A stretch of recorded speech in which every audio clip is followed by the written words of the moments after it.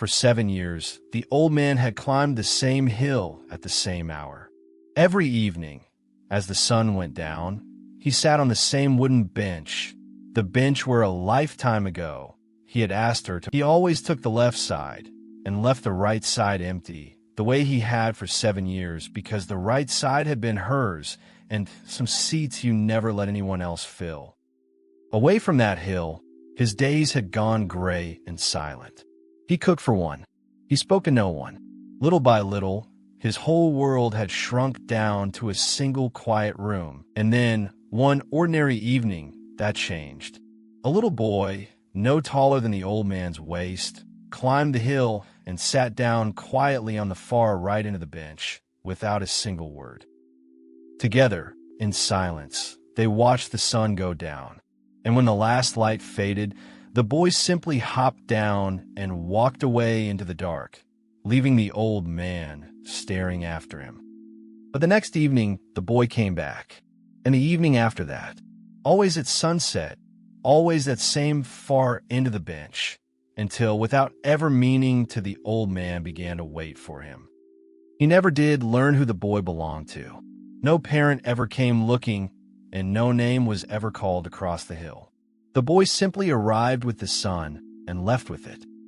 Then, on the 5th evening, the boy lifted one small arm and pointed at the sky, where a flock of birds was crossing the burning sun. And for the first time in 7 years, the old man looked up instead of down.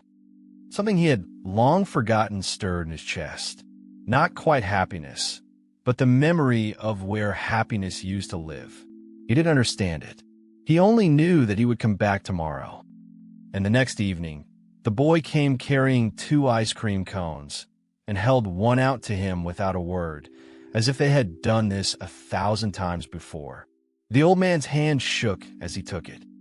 And so they sat side by side in the warm light, eating in silence. It was the simplest thing in the world, and it was the best evening he could remember. After that, the evenings filled up again.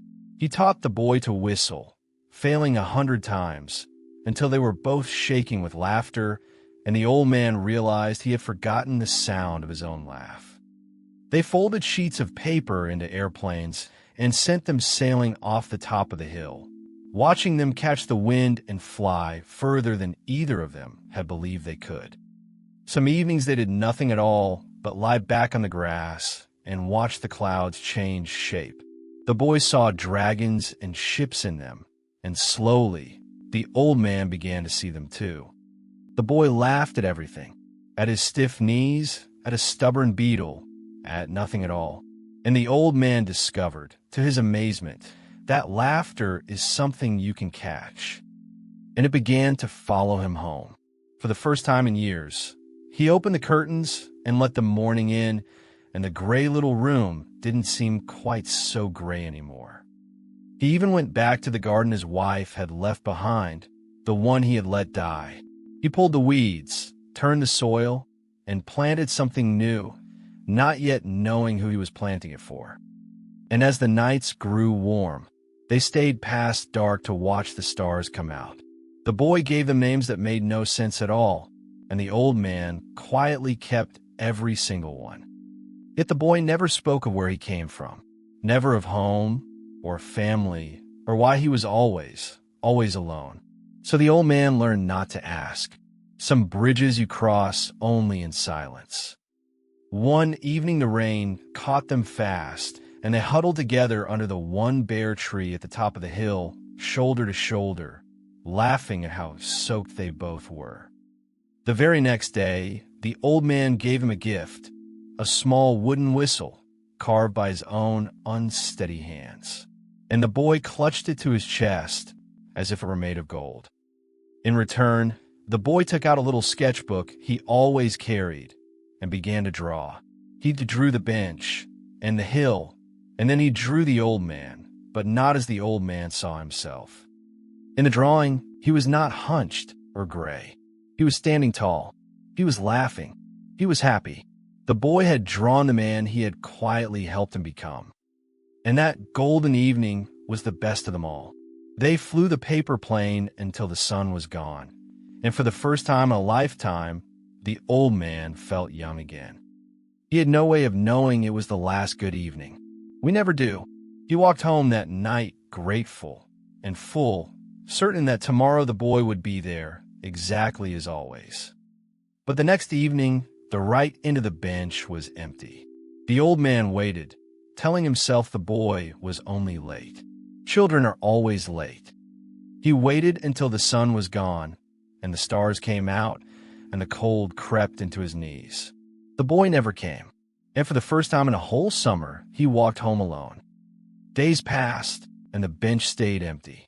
Still he climbed the hill every evening, and still he sat there, watching the place where a small, silent boy used to be. And worry slowly hardened into fear. He began to search, walking streets he had ignored for years, asking everyone he passed, "Have you seen a little boy this tall, who never says a word?" But no one knew him. No one had seen him. It was as if the boy had been something only the hill and the old man had ever shared. And still, he refused to give up. Until at last, an old woman remembered. A sick child in the small house at the end of the lane. A boy who was hardly ever well enough to go outside.